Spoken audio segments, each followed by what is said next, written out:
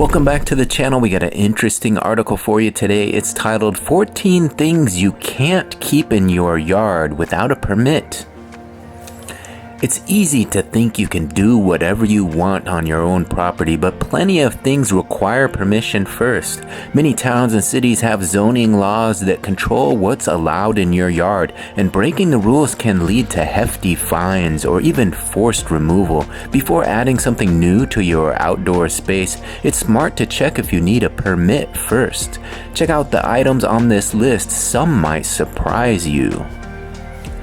First on the list are large storage sheds. A big shed in the backyard to hold tools or seasonal decorations might seem harmless. However, most cities have rules about structures larger than a certain size, often around 100 square feet. Anything bigger could require a building permit and an inspection.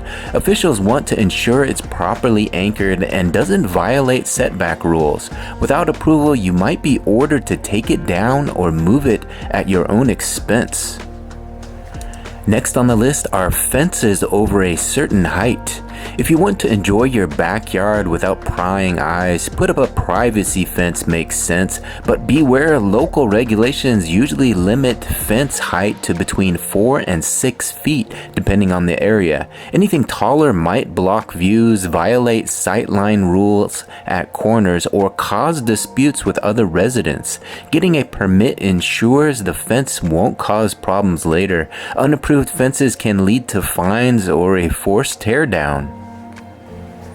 Up next on the list are in-ground pools. An in-ground pool is a major project, and it definitely is not something you can do without getting the city involved. A permit ensures that the pool meets safety regulations, including fencing, electrical work, and drainage systems. Inspectors also check for potential issues like runoff that could affect nearby properties. Skipping this step could mean being required to fill the pool back in.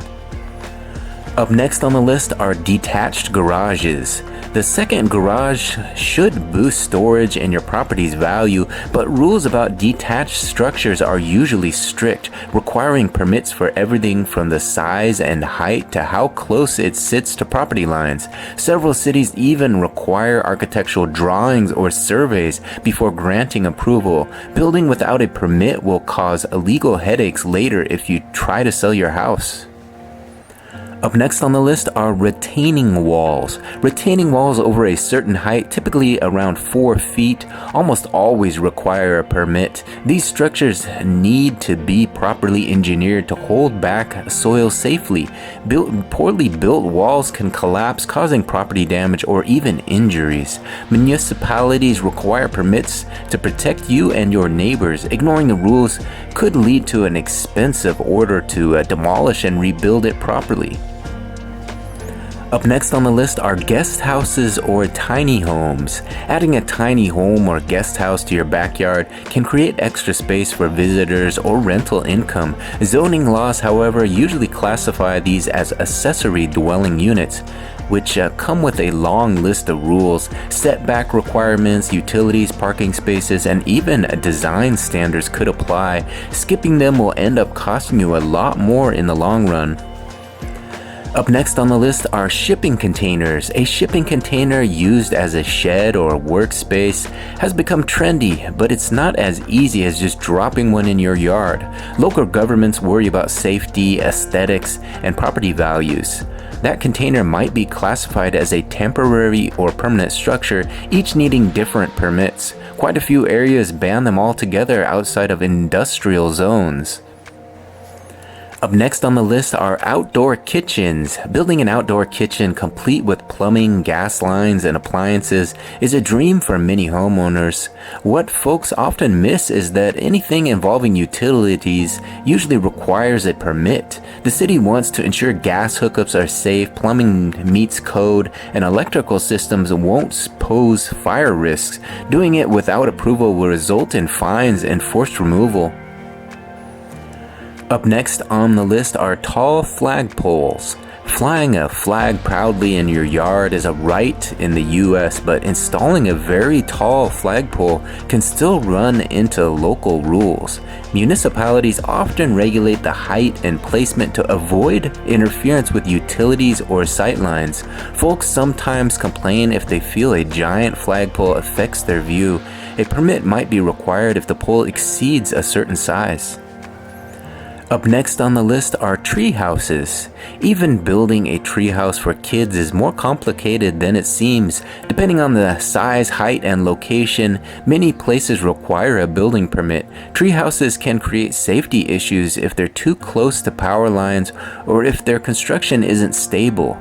If a neighbor complains about privacy or noise, the city could come knocking. Getting approval first saves a lot of future trouble.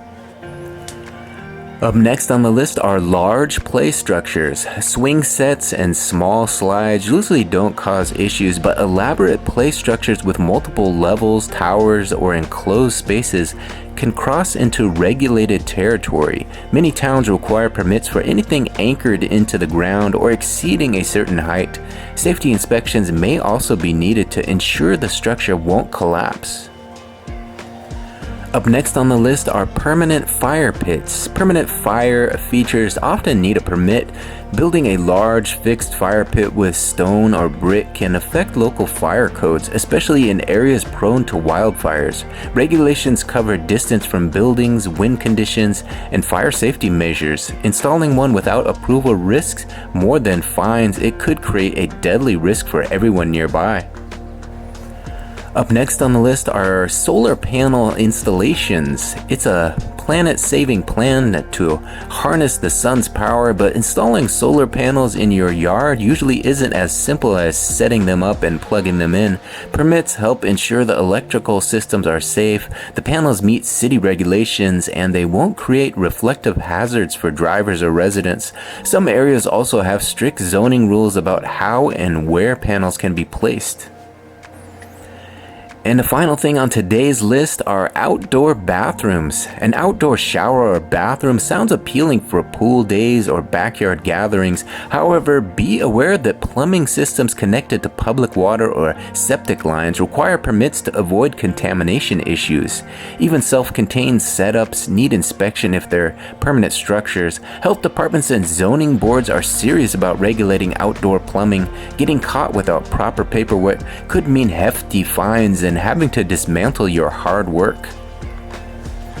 Alright, there you have it. 14 things you can't keep in your yard without a permit. Let me know in the comment section, were you surprised to hear that some of these things were on the list that you need a permit? I was a little bit surprised at a few of the items on there. Let me know with a comment what you think. As always, if you enjoyed the video, please take a second to hit that thumbs up like button. That'll help get the video out in front of a few more eyes, and I thank you for doing that. And if you really enjoyed today's content, consider subscribing to the channel. Hit that subscription button, ring that notification bell, and make these videos a regular part of your day. I try to put out 2 to 3 videos per day, so there's always something fresh and fun for you to watch. I thank you for watching this one to the very end. We'll talk to you on the next one. Bye.